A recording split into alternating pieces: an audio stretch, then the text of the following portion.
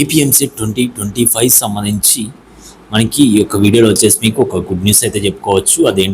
ఏంటంటే రెస్పాన్స్ షీట్లో ఎవరికైతే తక్కువ మార్క్స్ వచ్చాయో వాళ్ళందరూ కూడా ఒక గుడ్ న్యూస్ అనమాట.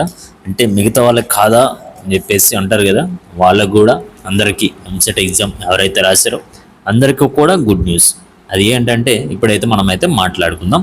అందరికి కూడా టాపర్స్ దగ్గర నుంచి, అంటే ముందు కొంచెం ఎక్కువ ఇంటర్మీడియట్లో ఎక్కువ మంచి మార్క్స్ ఉన్నాయి. నెక్స్ట్ వచ్చేసి ముందు ప్రాక్టీస్ చేశారు ప్రీవియస్ పేపర్స్ అండ్ అన్నీ కూడా ఎగ్జామ్స్లో కూడా మంచి మార్క్సే వచ్చాయి. కానీ ఎంసెట్ ఎగ్జామ్ పబ్లిక్ ఎగ్జామ్లో వచ్చేసి చాలామంది కూడా అది టాపర్స్ దగ్గర నుంచి బిలో యావరేజ్ స్టూడెంట్కి కూడా తక్కువ మార్క్స్ వచ్చాయి. కొంచెం ప్రిపరేషన్లో ఉన్న వాళ్ళకు కూడా కొంచెం తక్కువ మార్క్సే వచ్చాయి అన్నమాట.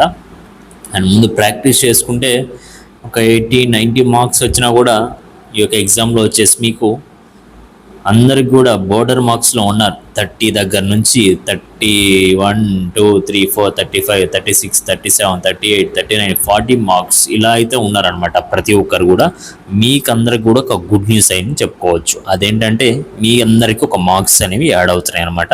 ప్రతి ఒక్కరు కూడా మంచి స్కోరింగ్ అనేది రావడం జరుగుతుంది. ఎవరు కూడా వరీ అవ్వకండి ఇప్పుడు తక్కువ మార్క్స్ వచ్చాయని చెప్పేసి. ప్రతి ఒక్కరు కూడా మార్క్స్ అనేవి యాడ్ చేస్తారు. అవి ఎన్ని మార్క్స్ ఏంటి అనేది మనకి ఫైనల్గా తెలుస్తాం.